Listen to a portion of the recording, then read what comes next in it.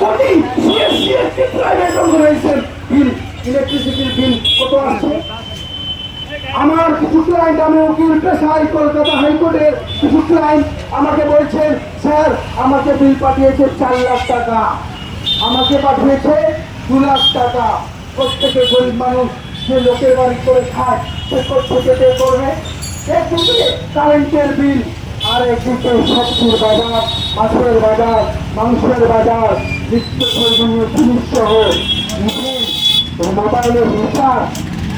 বিয়েটা কোথা থেকে বিয়ের খরচগুলো নেবে সাধারণ মানুষের কাছে প্রেসার দিয়ে তাদের কাছে নিয়ে দিচ্ছে। আজকে প্রতিবাদ করার সময় হচ্ছে, আর মুখ বন্ধ করে লাভ নেই। আজকে মমতা ব্যানার্জিকে বুঝিয়ে দিতে হবে, আর নরেন্দ্র মোদীকে বুঝিয়ে দিতে হবে যে ভারতবর্ষের মানুষ তোমার কেনা গোলাম নয়। এই ভারতবর্ষের মানুষ তোমার এবার ব্রিটিশদের কাছে নিজের রক্ত দিয়ে, নিজের রক্তকে ছড়িয়ে দিয়ে স্বাধীনতা অর্জন করেছে, পরাধীন হওয়ার জন্য নয়। কর্পোরেটের হাতে গোলাম এবং দাসত্ব গ্রহণ করার জন্য নয়। আজকে আমাদের জাতীয় কংগ্রেসের আমাদের দীক্ষিতার নেতৃত্বে আমরা দাবি করছি মুখ্যমন্ত্রীর কাছে, নরেন্দ্র মোদীর কাছে। আমি আশা করবো উনি কিছু করছেন পাঠাবেন যে আজকে মূল্যবৃদ্ধি সাধারণ মানুষের সহ্য বাইরে। এদের সাধারণ মানুষ তো দূরের কথা, মধ্যবর্তী বড়লোক মানুষরাও পারছে না, মধ্যবর্তী বড়লোক মানুষরাও পারছে না।